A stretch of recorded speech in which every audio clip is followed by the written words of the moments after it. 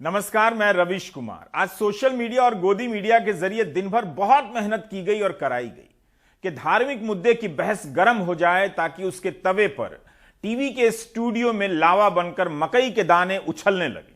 खूब गलत बातें कही गई ताकि सही बात करने वाले सही करने आ जाएं और बहस जम जाए। सरकार और कोर्ट तक मामले को ले जाकर उसे आधिकारिक भी बना दिया गया तो बचना मुश्किल भी था। हमारे पास इसकी गिनती तो नहीं है कि इस एक मुद्दे पर बहस पैदा करने के लिए कितने चैनलों के कितने संवाददाता और एंकर लगाए गए। मतदान से पहले इस तरह की मेहनत अब सामान्य हो चुकी है। वैसे इसका एक फायदा भी है कि नौजवान जब बर्बाद हो जाएंगे तब 10-20 साल तक बर्बादी का पता नहीं चलेगा। इस तरह नौजवानों को करीब 2 दशक तक इसके दुख से बचाया जा सकता है। तो आज हमने तय किया है कि निहायत ही बोरिंग टेलीविजन करेंगे ताकि आपसे देखा ना जाए, मरोड़ होने लगे कि दूसरे चैनल पर ही चलते हैं, वहां हिंदू मुस्लिम का मैच चल रहा है, मजा आएगा, वायरल करने का वीडियो मिलेगा 1 मिनट का। लेकिन हम आज सरकार की एक ऐसी घोषणा का पूरा तात्विक उत्खनन कर रहे हैं जिसके ऐलान के वक्त हेडलाइन शानदार बनी थी। नेशनल रिक्रूटमेंट एजेंसी की बात करेंगे। रोजगार को लेकर विपक्ष पर कुछ नहीं करने का आरोप लगाने वाले उन सभी लोगों को लोकसभा और राज्यसभा की वेबसाइट पर जाकर उन सवालों को खोजकर पढ़ना चाहिए जो विपक्ष के अलग अलग दलों के सांसदों ने सरकार से पूछे हैं। तब आप जानेंगे कि विपक्ष ने कितने अहम सवाल पूछे हैं और जवाब किस तरह से गोलमोल दिया गया है।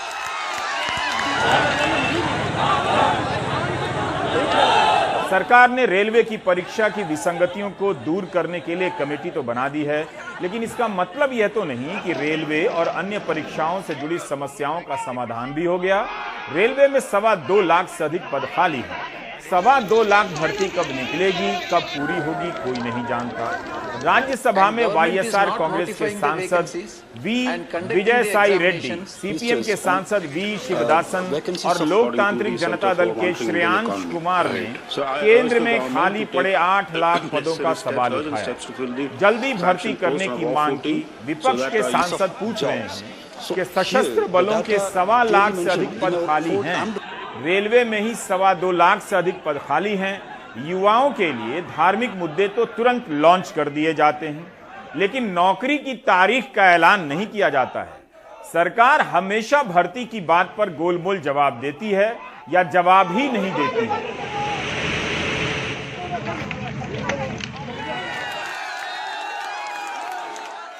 The Prime Minister was speaking eloquently about jobs and employment.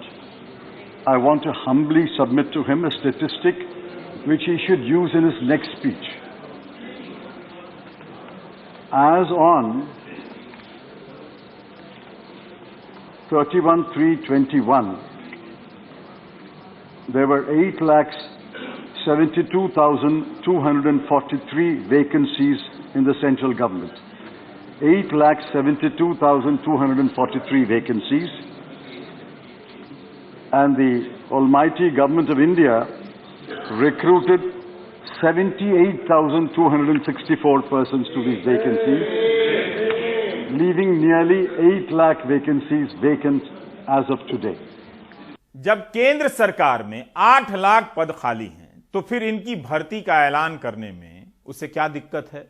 इससे तो राज्यों पर भी भर्ती निकालने और पूरी करने का दबाव बनेगा और नौजवानों का काफी भला हो जाएगा।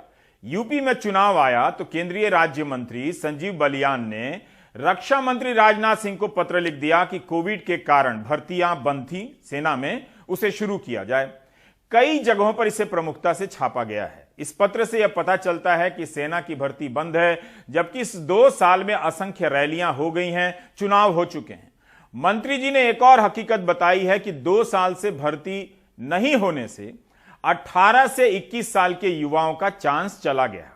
इसलिए रक्षा मंत्री से उन्होंने मांग की है कि उम्र सीमा में छूट देकर मौका मिले। कोरोना के कारण यूपीएससी की परीक्षा देने वाले उम्मीदवार एक और मौके की मांग करते रह गए, तब सरकार ने नहीं माना। उस समय भी कई सांसदों ने उनके पक्ष में आवाज उठाई थी।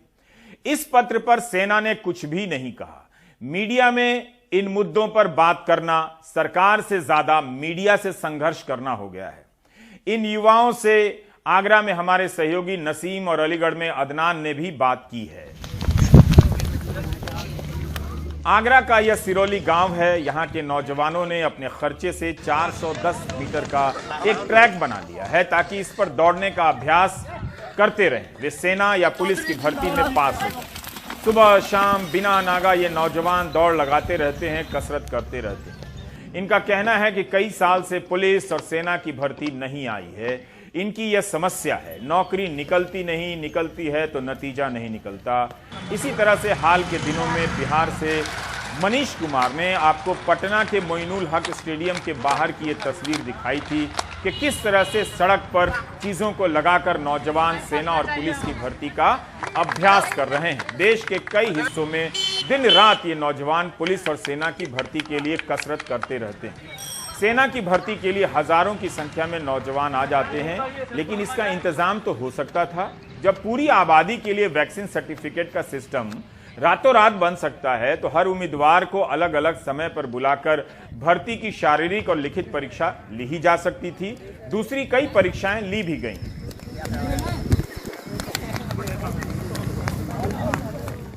ये गांव सरौली में ये हमने 410 मीटर का ट्रैक बनाया हुआ है मिट्टी से। यहाँ पर 400 से 500 लोग डेली बच्चे दौड़ करने आते हैं पुलिस की फौज की भर्ती के लिए। यहाँ पे ना तो सरकार वैकेंसी निकालती है, 1 साल हो गई पेपर नहीं कराया अभी तक फौज का। और योगी जी कहते हैं हम गर्मी निकाल देंगे। गर्मी क्यों निकाल रहे हो? यहाँ पे भर्तियाँ निकालो, हम अपना रोजगार देखें। और कोई यहाँ रोजगार की व्यवस्था नहीं करते।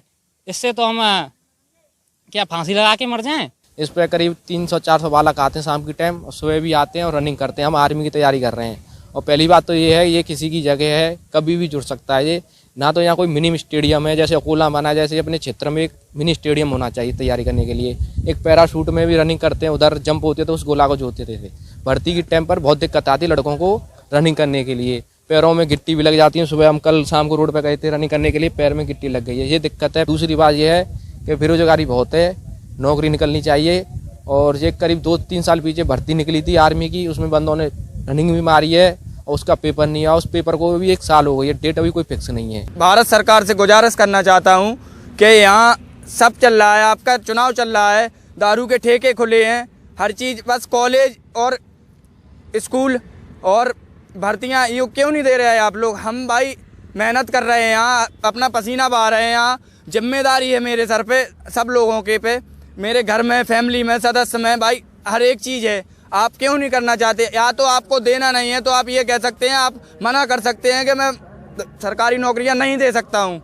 अतुल कुलश्रेष्ठ सेना से रिटायर हैं, जोधपुर में रहते हैं। सेना में भर्ती होने वालों को ट्रेनिंग देते हैं, कोचिंग चलाते हैं। उनका भी कहना है कि भर्ती बार बार स्थगित होने से छात्रों की उम्र निकल जाती है, वे इसके लिए अयोग्य होते जा रहे हैं। मैं आपको बताना चाहूंगा कि 2021-22 सत्र की जो सेना भर्ती होनी थी, एक एग्जाम्पल लेते हैं हम, जोधपुर एआरओ की दौड़, और इसी दौड़ के मुताबिक कई सारे जिलों में पूरे देश भर में इस तरह की दौड़ हुई, जहां पर बच्चे ने दौड़ की प्रक्रिया पूरी की, 1600 मीटर दौड़ की प्रक्रिया पूरी की, उसके बाद उसका मेडिकल हुआ और फिर जो एग्जाम जो होना था अप्रैल के माह में, वो कोविड के कारण स्थगित हो गया। उसके बाद एग्जाम्स की निरंतर डेट्स आती रही, परंतु डेट से एग्जाम की जो डेट स्टिपुलेटेड जो डेट्स थी, उनसे कुछ दिनों पहले एक नोटिफिकेशन आ जाता कि कोविड के कारण एग्जाम कैंसिल हो रहा है। पर यहां पर विसंगति इस बात की है, जहां एक तरफ कोविड की वजह से रिटन परीक्षाएं कैंसिल की जा रही थी, उन्हीं डेट्स के अंदर कुछ एआरओज में और कुछ सेंटर भर्तियों में दौड़ भी आयोजित की जा रही थी, परीक्षाएं भी आयोजित की जा रही थी। तो यहां पर एक सोचने का विषय और यह बच्चों के लिए बहुत बड़ा कंसर्न है। साथ ही साथ जिस समय में कोविड की वजह से ये जो सेना भर्ती के जो छात्र हैं, इनकी भर्ती परीक्षाएं रद्द की जा रही थी और जिनकी उम्र 18, 19, 20 साल की है, वहीं पर वे बच्चे जो कि 5वीं से 6ठी में प्रवेश लेने के लिए सैनिक स्कूल और मिलिट्री स्कूल की परीक्षा दे रहे थे, उनकी परीक्षाएं कंडक्ट करी जा रही थी। तो यहां पर इस बात का बहुत ही असंतोष है बच्चों में, और बच्चे सेना में जाने के लिए इच्छुक हैं। यहां पर एक क्लैरिटी की कमी है। अब हम आते हैं नेशनल रिक्रूटमेंट एजेंसी पर। इसके जरिए दावा किया गया कि इस समय एसएससी, रेलवे रिक्रूटमेंट बोर्ड या बैंक की परीक्षाएं अलग अलग एजेंसियां कराती हैं। इससे काफी समय लगता है और छात्रों के बहुत पैसे चले जाते हैं। तो इसकी जगह एक नई भर्ती agency, national recruitment agency NRA का आइडिया लाया गया और इसकी घोषणा 2 साल पहले 1 फरवरी 2020 के बजट में निर्मला सीतारमण ने की। तब तमाम परीक्षा एजेंसियों की जगह एनआरए के बनने से 600 करोड़ से अधिक की बचत की बात की जा रही थी। इससे जुड़ी खबरों में यह भी लिखा मिला कि सरकार 3 साल में 1500 करोड़ से अधिक की राशि एनआरए को देगी। कितना पैसा दिया, हमें इसकी जानकारी नहीं मिल सकी। फिलहाल आप 1 फरवरी 2020 के बजट में इसका ऐलान देखिए। तालियों से तब स्वागत किया गया था। To mitigate the hardship so faced, it is proposed to set up a national recruitment agency as an independent, professional, specialist organization for conduct of computer-based online common eligibility test for recruitment to non-gazetted posts. A test center in every district, particularly in the aspirational districts, would be set up. जाहिर है परीक्षा में सुधार को लेकर यह एक बड़ा कदम था, तो अखबारों में इस खबर को प्रमुखता मिलनी भी थी। आगे आप जानेंगे कि इस क्रांतिकारी ऐलान का क्या हुआ। लेकिन एक बात संदर्भ के लिए कि जब कोरोना की महामारी आई और पहली बार तालाबंदी हुई, तब बजट में की गई कई घोषणाओं पर, उसके अमल पर रोक भी लगा दी गई थी। लेकिन उस वक्त की इन हेडलाइनों को आप ड्रीम सीक्वेंस में देखिए, फ्लैशबैक में, स्लो मोशन में। नौकरी पर बात नहीं करने वाली सरकार ने भर्ती परीक्षा का एक नया सिस्टम बनाने का ऐलान किया था, तो हेडलाइनों में जान आ गई थी। हिंदी के अखबारों में जॉब लिखा मिला, नौजवानों के चेहरे लगाए गए और इस खबर को चटक बना दिया गया ताकि उम्मीद की हवा आंधी में बदल जाए। उस समय यह भी बताया गया था कि इस एजेंसी के तहत ग्रुप बी के अराजपत्रित पदों की बहाली होनी है। Staff selection commission, railway recruitment board, institute of banking personal की परीक्षाएं इसके जरिए होंगी ताकि समय की बचत होगी। अब मुकदमों से मुक्ति मिलेगी, परीक्षा के लिए दूर नहीं जाना होगा, भर्ती समय पर निकलेगी, समय पर पूरी होगी, वगैरह वगैरह ड्रीम में आने लगे। यह फ्लैशबैक फरवरी 2020 का है, जब नौजवान इस खबर को देखते ही हवा में स्लो मोशन में उड़ने लगे होंगे। कुछ तो हो रहा है, बस यही तो होना है कि कुछ तो हो रहा है, हो या ना हो, कुछ होते रहना चाहिए। नौजवान हर दिन अपने कमरे में स्लो मोशन में हौले हौले दौड़ने का अभ्यास भी करें, फील आएगी और मुस्लिम विरोधी डिबेट में उलझे रहें। 10-20 साल पल में गुजर जाएंगे, पता भी नहीं चलेगा कब बर्बाद हुए। 1 फरवरी 2020 के बजट में नेशनल रिक्रूटमेंट एजेंसी की घोषणा होती है। जून 2020 में कोरोना के कारण सरकार ने उस साल के बजट में घोषित नई योजनाओं पर 31 मार्च 2021 तक के लिए, यानी 1 साल के लिए रोक लगा दी। लेकिन खुद ही प्रधानमंत्री ने 19 अगस्त 2020 को ट्वीट किया है कि कैबिनेट ने नेशनल रिक्रूटमेंट एजेंसी को मंजूरी दी है। यही नहीं, 11 जनवरी 2021 को राष्ट्रीय भर्ती एजेंसी के लिए पदों को मंजूर किया गया है। इसका मतलब यह हुआ कि कोरोना के कारण नई योजनाओं पर जो 1 साल के लिए रोक लगी थी, नेशनल रिक्रूटमेंट एजेंसी की प्रक्रियाओं पर वो रोक लागू नजर नहीं आती है।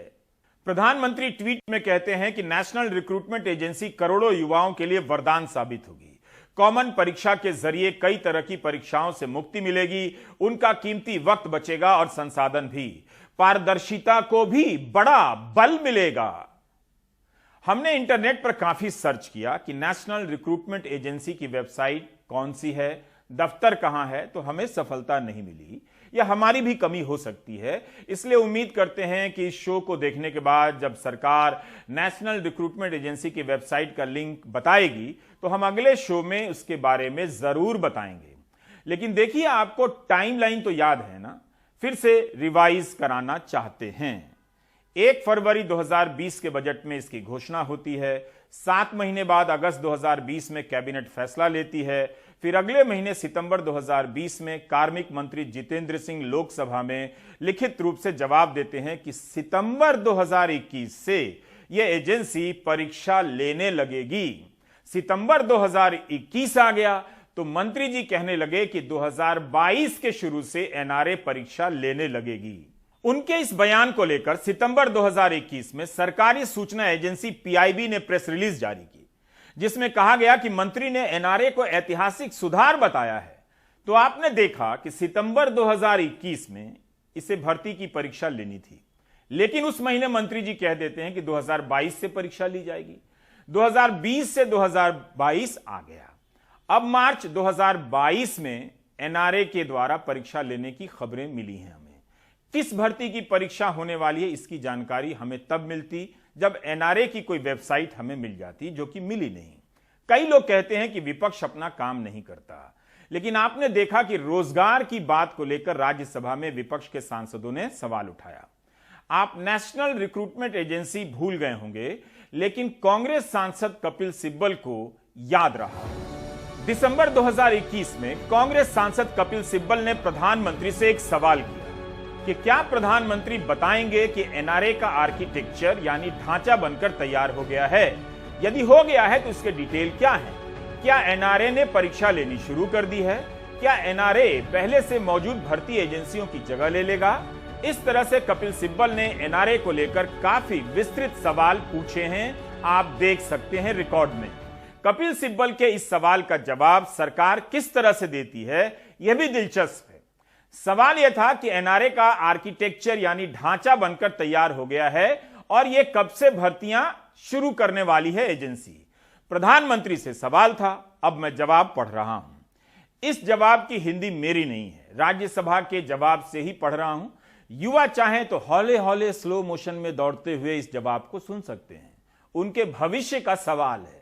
सभी उम्मीदवारों को एक ही मंच प्रदान करके सरकारी नौकरी पाने का प्रयास कर रहे उम्मीदवारों की कठिनाइयों को कम करने और भर्ती में समानता और समावेशिता का एक नया मानक स्थापित करने के लिए सरकार ने एक स्वतंत्र स्वायत्त संगठन के रूप में राष्ट्रीय भर्ती एजेंसी एनआरए की स्थापना की है, जो केंद्र सरकार में पदों की कुछ श्रेणियों हेतु उम्मीदवारों की स्क्रीनिंग शॉर्टलिस्ट करने के लिए सामान्य पात्रता परीक्षा सीईटी आयोजित करेगी, जिसके लिए कर्मचारी चयन आयोग एसएससी, रेलवे भर्ती बोर्ड और बैंकिंग कार्मिक चयन संस्थान के माध्यम से भर्ती की जाती है। एसएससी, आरआरबी और आईबीपीएस जैसी केंद्र सरकार की मौजूदा भर्ती एजेंसियां अपनी आवश्यकता के अनुसार डोमेन विशिष्ट परीक्षण आयोजित करना जारी रखेंगी। एक विशेषज्ञ सलाहकार समिति का भी गठन किया गया है, जो पाठ्यक्रम, परीक्षा की योजना, शुल्क संरचना, सामान्यीकरण और मूल्यांकन पर मार्गदर्शन के अलावा परीक्षणों के आयोजन के लिए अपनाई जाने वाली तकनीकों पर भी अपनी सिफारिशें देगी। वह कमेटी कहां है जिसका काम पाठ्यक्रम, फीस और नॉर्मलाइजेशन सामान्यीकरण पर रिपोर्ट देना था? इस कमेटी के रहते रेलवे की भर्ती परीक्षा को लेकर जब विवाद उठा तो एक नई कमेटी का गठन क्यों किया गया? कपिल सिब्बल और सरकार के जवाब का मूल्यांकन होना चाहिए कि क्या वही कहा गया जो पूछा गया था। सवाल प्रधानमंत्री से था, लेकिन उनके ही कार्यालय के मंत्री जितेंद्र सिंह ने दिया। एनआरए के बारे में और जानकारी हासिल करने के लिए हमने काफी सर्च किया कि इसकी वेबसाइट मिल ही जाए, मिली नहीं। हमारी सरकार से अपील है कि इसकी वेबसाइट का लिंक हमें तुरंत दें, ताकि हम अपने दर्शकों को बता सकें कि कौन कौन सी परीक्षा कब कब होने वाली है। अंत में हमें कार्मिक मंत्रालय की वेबसाइट की शरण में जाना पड़ा। इस पर सरकारी आदेशों के सर्कुलर का एक सेक्शन है। यहां पर 11 जनवरी 2021 का एक सर्कुलर मिला, जिससे पता चलता है कि एनआरए के मुख्यालय के लिए 31 पद बनाए गए हैं, क्षेत्रीय कार्यालयों के लिए 24 पद बनाए गए हैं। इससे यह भी साफ होता है कि 1 फरवरी 2020 की घोषणा के 1 साल बीत जाने के बाद इस एजेंसी के अधिकारियों के लिए पद का सृजन किया गया था। जिस एजेंसी को भर्ती करनी है उसी के अफसरों की भर्ती पूरी हुई है या नहीं पता नहीं चल पा रहा है। बस इतना पता चलता है कि ऐलान के 1.5 साल बाद अफसरों के पदों का सृजन हुआ है। जिस एजेंसी को करोड़ों छात्रों की परीक्षाएं करानी है उसके लिए 55 अफसर काफी हैं। इस पर अलग से बहस हो सकती है, पर बहस किसी और चीज पर होगी। कहीं मामला आउटसोर्स करने का तो नहीं है, यह भी पूछा जा सकता है। बहरहाल 11 जनवरी 2021 का सर्कुलर है कि 3 निदेशक नियुक्त होंगे, इसके 7 महीने बाद, इस सर्कुलर के 7 महीने बाद यानी 28 जुलाई 2021 की खबर मिलती है कि हेमंत कुमार पाटिल को नेशनल रिक्रूटमेंट एजेंसी का निदेशक बनाया गया है। तो आपने यह जाना कि भर्ती एजेंसी की नियुक्ति होने में ही 7 महीने लग गए। इससे इतना तो साफ हो गया कि जब निदेशक की नियुक्ति हुई है तो कम से कम दफ्तर भी होगा, मुख्यालय भी होगा। हमने काफी मेहनत की कि एनआरए का पता चल जाए। सरकारी सूचना एजेंसी पीआईबी की साइट से एनआरए पर 8 पन्नों का एक बुकलेट मिला, जिसमें प्रधानमंत्री की तस्वीर है और सुनहरे भविष्य की ओर प्रस्थान करने वाले मुस्कुराते निश्चिंत युवाओं की भी तस्वीरें हैं। परीक्षा की खूबियां बताई गई हैं। नवंबर 2021 में बुकलेट तैयार हुआ है, मगर फरवरी 2022 तक एनआरए कहां है, कौन सी परीक्षा ले रही है ये एजेंसी, इसका पता नहीं। 1 फरवरी 2020 को नेशनल रिक्रूटमेंट एजेंसी का ऐलान हुआ था, वो एजेंसी कहां है? 2 साल बीत चुके हैं। खबरों में छपा है कि कैबिनेट ने इस बात की भी मंजूरी दी थी कि अगले 3 साल में नेशनल रिक्रूटमेंट एजेंसी की स्थापना के लिए 1517 करोड़ दिए जाएंगे। इस पैसे से स्थापना होगी और देश भर में परीक्षा केंद्र बनेंगे। तो सरकार ने इस मामले में अभी तक कितने पैसे दिए हैं, कहां खर्च हुआ है, कितना खर्च हुआ है, हम पता नहीं लगा सके। उम्मीद है सरकार बता देगी, तो अगले दिन के कार्यक्रम में शामिल कर लेंगे। तो आपने जाना कि जो ऐलान होता है उसे जमीन पर आने में कितना वक्त लग रहा है। 2 साल में केंद्र सरकार नई भर्ती एजेंसी के तहत परीक्षा शुरू नहीं करा सकी। एजेंसी की हालत भी भर्ती परीक्षा जैसी है। इसके चालू होने में परीक्षाओं की तरह 2-2 साल लग जा रहे हैं। उत्तर भारत में इस परीक्षा एजेंसी को लेकर कोई बहस नहीं है, क्योंकि वो लोग इस वक्त सबसे ज्यादा उन्हें धार्मिक मुद्दों का अभ्यास कराया जा रहा है चैनलों के जरिए। लेकिन दक्षिण भारत में नीट मेडिकल परीक्षा को लेकर जोरदार बहस चल रही है। मंगलवार को तमिलनाडु विधानसभा की विशेष बैठक बुलाई गई, जहां दोबारा नीट एग्जेम्पशन बिल पर चर्चा हुई और इसे सर्वसम्मति से पास किया गया। पिछले साल सितंबर में भी यह बिल पास किया गया था, मगर राज्यपाल RN रवि ने वापस कर दिया। बीजेपी के विधायकों को छोड़कर सभी दलों ने मतदान में हिस्सा लिया और बिल के पक्ष में वोट किया। इस दौरान तमिलनाडु के मुख्यमंत्री MK स्टैलिन का भाषण पढ़िएगा, जिसका विस्तृत अंश हिंदू अखबार में छपा है। मुख्यमंत्री ने हवा में नीट के खिलाफ तर्क नहीं दिए हैं, बल्कि पूरी तैयारी और ठोस तर्कों के आधार पर अपनी बात रखी है, नीट का विरोध किया है। कहा है कि इस परीक्षा के कारण केवल पैसे वाले और कोचिंग वाले छात्रों को मदद मिल रही है। गरीब और साधारण घरों के बच्चे डॉक्टर नहीं बन पा रहे हैं। तमिलनाडु ने जस्टिस AK राजन की कमेटी भी बनाई थी, जिसकी रिपोर्ट यह बात कहती है। गरीब और कमजोर छात्रों के लिए परीक्षा कैसी हो, इसके लिए तमिलनाडु में विधानसभा का विशेष सत्र बुलाया जा रहा है। राजनीति हो सकती है, लेकिन तर्कों की तैयारी देखिए तो पता चलता है कि वहां के नेता अपने गरीब छात्रों के हित में कैसे एकजुट हैं और तैयार हैं। क्या यह सवाल उत्तर भारत के नेताओं के नहीं होने चाहिए कि नीट जैसी परीक्षा से केवल अमीर छात्रों को मौका मिल रहा है, उन्हीं को मिल रहा है जो लाखों रुपए की कोचिंग कर सकते हैं? तो इसका विकल्प क्या हो सकता है?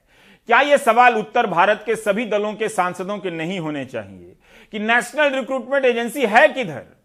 उत्तर भारत के तमाम राज्यों की भर्ती परीक्षाओं को लेकर सड़क पर युवा हैं, राजस्थान से लेकर यूपी, झारखंड से लेकर बिहार तक में, लेकिन आज तक इन परीक्षाओं की खामियों को दूर नहीं किया गया। भर्ती परीक्षाओं को विश्वसनीय नहीं बनाया गया। कोई 2011 की भर्ती के लिए लड़ रहा है, तो कोई 2014 की भर्ती के लिए। हम मध्य प्रदेश से एक रिपोर्ट दिखाना चाहते हैं। अगर कोई छात्र कोरोना के कारण या किसी भी कारण 10वीं की परीक्षा का फॉर्म नहीं भर पाया है, तो उसे भरने का मौका दिया जाएगा। बस 900 रुपए की जगह 10,000 रुपए लेट फीस ली जा रही है। परीक्षा शुल्क 900 रुपए, विलंब शुल्क 10,900 रुपए। हमने कोई शून्य गलत नहीं लगाया। ये मध्य प्रदेश में बोर्ड परीक्षा में देरी के लिए विलंब शुल्क है। सरकारी स्कूल के इन बच्चों के सिलेबस में हिंदू, मुस्लिम या हिजाब नहीं है। ये उस विलंब शुल्क से परेशान है जिसके लिए इनके कई दोस्त परेशान हैं। ये बिल्कुल भी सही नहीं है, क्योंकि हम लोग मिडिल क्लास फैमिली, हम लोग ये इतनी फीस अफोर्ड ही नहीं कर सकते। मेरे फादर इतना इनकम ही नहीं कर पाते हैं कि नेक्स्ट डे वो 10,000 रुपये भर पाएं। और इस हिसाब से मेरा ही नहीं, अगर अदर बच्चों को देखा जाए तो उनकी स्टडी को लेके ये बहुत गलत चीज़ है कि पेरेंट्स 10,000 रुपये भरे इस कोरोना के टाइम में, लॉकडाउन के इस दौर के बाद। हालांकि माध्यमिक शिक्षा मंडल बता रहा है ये गणित पहले से लागू है ताकि बच्चे फीस भरने का अनुशासन रखें। मंडल जो परीक्षा आयोजित कर रहा है पिछले कई वर्षों में हम देखेंगे तो एक निर्धारित तिथि के बाद मंडल विलम्ब शुल्क लेता है और विलम्ब शुल्क का प्रावधान विश्वविद्यालय, जितने भी भारत में मंडल है, माध्यमिक शिक्षा मंडल है, परीक्षा बोर्ड है, CBSE बोर्ड है, सभी बोर्ड में परीक्षा की निर्धारित तिथि के बाद परीक्षा फॉर्म भरने के लिए विलम्ब शुल्क का प्रावधान है। कोरोना काल में फीस का गणित अभिभावकों को परेशान कर रहा है। पिछले साल मंत्री जी का ये सुझाव अभिभावकों का था, इस साल वो गणवेश की फिक्र में हैं।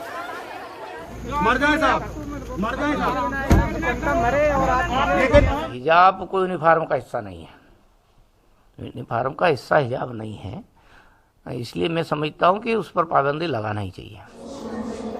हालांकि सरकार ने कह दिया है कि हिजाब को लेकर ऐसा कोई प्रस्ताव नहीं है। हिजाब को लेकर क्या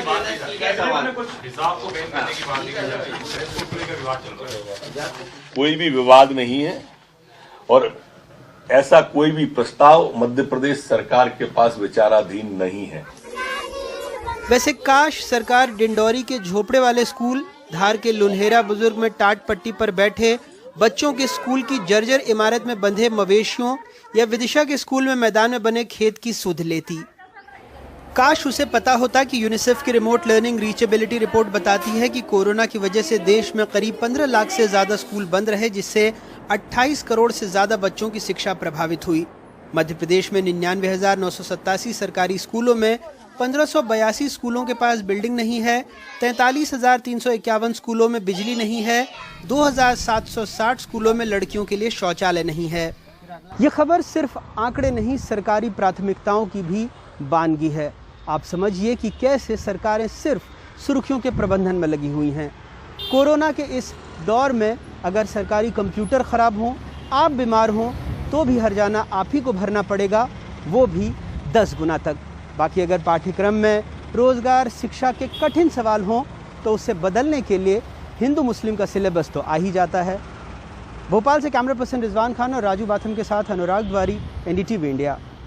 मध्य प्रदेश में 5 करोड़ लोगों को प्रधानमंत्री गरीब कल्याण योजना के तहत मुफ्त अनाज दिया जा रहा था। जिस राज्य में 5 करोड़ लोग गरीब हों, उस राज्य के मंत्री और अफसर फैसला करते हैं कि 10वीं की परीक्षा का फॉर्म भरने की लेट फीस 10,000 होगी। इनकी उदारता की तारीफ संयुक्त राष्ट्र तक में होनी चाहिए, वरना तो यह भी हो सकता था कि अफसर फॉर्म भरने के बदले बच्चों के मकान और जमीन उनके बाप दादाओं के जब्त करा लेते। पॉजिटिव सोचिए कि उन्होंने ऐसा नहीं किया, केवल 10,000 मांग रहे हैं। अब हम आपको आत्महत्या से जुड़ी खबर दिखाने जा रहे हैं।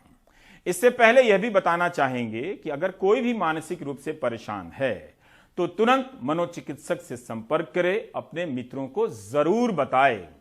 केंद्र सरकार के इस टोल फ्री नंबर पर संपर्क करें, 1800-500-0019 पर फोन करें। सर्च करने में भी कई दिक्कतें आईं, कई बार नंबर आसानी से नहीं मिले। अगर आप सुसाइड हेल्पलाइन इंडिया सर्च करेंगे तो मुमकिन है किसी NGO का नंबर मिल जाए, सरकार का ना मिले। यह सरकार के लिए फीडबैक है जो हम दे रहे हैं। प्रधानमंत्री तारीफ पर तारीफ कर रहे हैं कि लघु मध्यम उद्योगों को मदद दी गई है। यह मदद लोन के रूप में दी गई है। दुनिया के कई देशों में इस सेक्टर के हाथ में पैसा दिया गया है, कर्मचारियों के खाते में अतिरिक्त पैसे डाले गए। उसकी तुलना में भारत की यह नीति लाखों करोड़ की हेडलाइन जरूर बनाती है। अच्छा लगता है 20 लाख करोड़, 10 लाख करोड़, लेकिन मदद करने के नाम पर डूब रहे कारोबार पर और कर्जा डाल देती है। बागपत के बड़ौद जिले के एक व्यापारी पति पत्नी ने एक साथ जिंदगी खत्म करने की कोशिश की, क्योंकि उनका व्यापार घाटा काफी बढ़ गया था। इन्होंने मोदी सरकार की नीतियों को भी जिम्मेदार ठहराया है। लेकिन आगे बढ़ने से पहले आपके स्क्रीन पर जो ग्राफिक्स है उसे ध्यान से देखिए। यह सरकार का ही जवाब है जो गृह राज्य मंत्री नित्यानंद राय ने लिखित रूप से राज्यसभा में दिया है। इस जानकारी के हिसाब से 2018 से 2020 के बीच 16,000 से अधिक लोगों ने दिवालिया होने या कर्ज में डूबे होने के कारण आत्महत्या की है। जबकि 9,140 लोगों ने बेरोजगारी के चलते अपनी जान दे दी है। तो यह हालत है बेरोजगारी और कर्ज के कारण आम लोगों की। अब हम आपको सुकीर्ति की रिपोर्ट दिखाते हैं। अरे तू तो मान ले, सरकार तो मानती नहीं इस दुनिया में किसी की बात है। शरीर बदल जाएगा लेकिन आत्मा वही रहेगी। पश्चिमी यूपी के बागपत में 40 साल के जूता कारोबारी राजीव तोमर का ये वीडियो डरा देता है। गुरुवार को होने वाले मतदान से पहले उन्होंने सोशल मीडिया पर लाइव वीडियो में खुदकुशी करने की कोशिश की। 38 साल की उनकी पत्नी पूनम तोमर ने उन्हें रोकने की काफी कोशिश की। राजीव इस समय अस्पताल के आईसीयू में गंभीर हालत में भर्ती हैं। उनकी पत्नी की मौत हो गई। वो जब पति को खुदकुशी की कोशिश से नहीं रोक पाई तो खुद भी खुदकुशी कर ली। वीडियो में तोमर प्रधानमंत्री मोदी से अपील करते दिखे। उन्होंने खुद को हुए भारी आर्थिक नुकसान के लिए सरकार की नीतियों को जिम्मेदार बताया। भाइयों जिनका कर्ज है मैं दूंगा, कहते आत्माएं बदलती है, जीवन बदलता है, बदलेगा, बिल्कुल बदलेगा। तो शेयर करो जितना कर सकते हो। जय हिंद, जय भारत। देशद्रोही नू देश में विश्वास है, लेकिन अगर मोदी जी को शर्म होगी तो अपनी चीजें बदल ले आज से ही। मैंने नहीं कहा सारे काम खराब किए, लेकिन छोटे दुकानदार, किसान के बिल्कुल हितैषी नहीं है। तोमर का बागपत के बड़ौत में जूते का शोरूम था। परिवार के सदस्यों का कहना है कि राजीव ने उन्हें कभी नहीं बताया कि वो कितनी आर्थिक परेशानी में हैं। He was very jolly person, तो कभी ऐसी कोई बात नहीं हुई थी। तो हाँ, वो उसमें कुछ समथिंग डिप्रेशन टाइप उसको था, हुआ, अब लगता है हमें। लेकिन इलाके के बाकी व्यापारियों का कहना है कि कोरोना महामारी का असर सभी के व्यापार पर पड़ा है। मिलते थे बस, वैसे कोई ऐसी बात नहीं बताई उन्होंने। पर जब देखते थे पहले तो उनकी रात के 10 बजे तक खुली रहती, बहुत गाहक थे। अब तो उसकी बहुत मंदी थी। अपनी सोशल मीडिया पोस्ट में तोमर बीजेपी को समर्थन से जुड़ी पोस्ट शेयर किया करते थे। कई बीजेपी नेताओं के साथ अपनी तस्वीरें भी उन्होंने पोस्ट की हैं। हाँ, ऑफिशियली तो इनका नहीं था। हाँ, बस सिर्फ ये तो उनके साथ में उनकी आइडियोलॉजी से या उनका जो भी विचार हैं, बस ये था कि भाई ये सतपाल सिंह एमपी है, बस चलो उनसे जुड़ा हो। बहुत ही ज्यादा दुखद ये घटना हुई, लेकिन ये हम पूरे प्रदेश भर में देख रहे हैं। छोटे व्यापारी हैं और मझोले व्यापारी हैं, वो एकदम इतने त्रस्त हैं और परेशान हैं क्योंकि उनके लिए एकदम कोई भी सपोर्ट, समर्थन सरकार की तरफ से नहीं आया है। जो पारंपरिक क्लस्टर्स होते थे, जैसे मुरादाबाद में पीतल का क्लस्टर, कानपुर में लेदर, इनको हम और मजबूत बनाएं। पुलिस बाकी सभी पहलुओं की जांच कर रही है, पर फिलहाल एक पूरा परिवार बिखर गया है। 2 बच्चों ने अपनी मां को खो दिया है और उनके पिता अस्पताल में जिंदगी और मौत की लड़ाई लड़ रहे हैं। बड़ौत बागपत से श्याम परमार और कैमरा पर्सन शशिकांत झा के साथ सुकीर्ति द्विवेदी, एनडीटीवी इंडिया के लिए। आपको लगा होगा कि बोरिंग टेलीविजन देख रहे हैं, आपको लगना भी चाहिए। जिस तरह से न्यूज चैनलों ने पहले स्पीड न्यूज दिखाकर और अब 1 मिनट 1.5 मिनट का वीडियो दिखाकर ताकि आप वायरल कर सकें, आपके देखने की क्षमता रौंद दी है, उसमें इस तरह के कार्यक्रम नीरस नहीं लगेंगे तो आपको बर्बाद करने के लिए चैनलों ने जो मेहनत की है वो बेकार मानी जाएगी। अपने आसपास की आर्थिक तबाही को देखिए, फिर आसपास के मीडिया स्पेस को देखिए, जहां हर दिन कोई ना कोई नया धार्मिक भूचाल पैदा किया जाता है, जिसकी सतह के नीचे का एजेंडा एक ही होता है, मुसलमानों से नफरत की आग को जलाए रखना।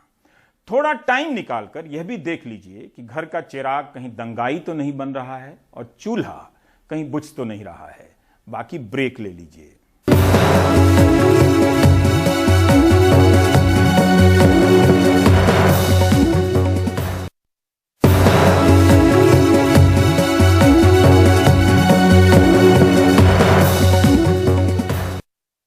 जम्मू कश्मीर के राजनीतिक दल परिसीमन का विरोध कर रहे हैं। उनका कहना है कि नई सीटों का गठन बीजेपी के हितों को ध्यान में रखते हुए किया जा रहा है।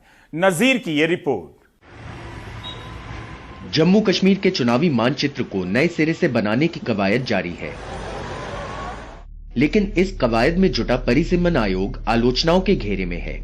पहली आलोचना दिसंबर में हुई, जब आयोग ने बीजेपी के प्रभाव वाले जम्मू इलाके को 6 और सीटें देने का प्रस्ताव रखा। जबकि उससे ज्यादा आबादी वाले कश्मीर में सिर्फ एक सीट बढ़ाने का प्रस्ताव था। कश्मीर में बीजेपी की स्थिति कमजोर रही है। सुप्रीम कोर्ट के एक रिटायर्ड जज की अगुवाई में बना आयोग अब एक ताजा विवाद में आ गया है। आयोग ने विधानसभा सीटों की सीमाओं को नए सिरे से तय करने से जुड़ा ड्राफ्ट जारी किया है। बाकी राजनीतिक दलों का दावा है कि यह भी बीजेपी को फायदा पहुंचाने की कोशिश है। उदाहरण के लिए मुस्लिम बहुल किश्तवाड़ जिले में 2 विधानसभा सीटें थीं और दोनों ही मुस्लिम बहुल थी। नए ड्राफ्ट में जिले में 3 सीटों का प्रस्ताव है। इनमें से 2 को हिंदू बहुल सीटों की तरह तैयार किया गया है। इसी तरह मुस्लिम बहुल डोडा जिले में भी 2 सीटें थीं और ये दोनों भी मुस्लिम बहुल थीं। यहां भी सीटों को 2 से बढ़ाकर 3 करने का प्रस्ताव है। सीमाओं को इस तरह बांटा गया है कि इनमें से 2 सीटें हिंदू बहुल हो जाएंगी। जम्मू प्रांत में मुस्लिमों की तादाद काफी तेजी से नीचे गई है। यहां पहले 13 मुस्लिम बहुल सीटें थीं जो अब बस 10 रह गई हैं। जम्मू कश्मीर की मुख्य धारा की पार्टियों ने आयोग पर राजनीतिक तौर पर पक्षपात का आरोप लगाया है और दोनों ही प्रस्तावों को खारिज कर दिया है। ये बीजेपी का एजेंडा आगे चलाने के लिए है। इन्होंने कानून की पासदारी, आईन की पासदारी, किसी की पासदारी नहीं की है। जो खासकर यहाँ मेजॉरिटी कम्युनिटी है, चाहे वो राजौरी में है, चाहे वो कश्मीर में है, चाहे वो चिनाब वैली में है, उनको ज्यादा से ज्यादा उनको जो है डिसएम्पावर किया गया है। एक हिसाब से समझ लीजिए डिफ्रेंचाइज किया है। परिसीमन आयोग के दूसरे मसौदे ने नए विवाद खड़े कर दिए हैं।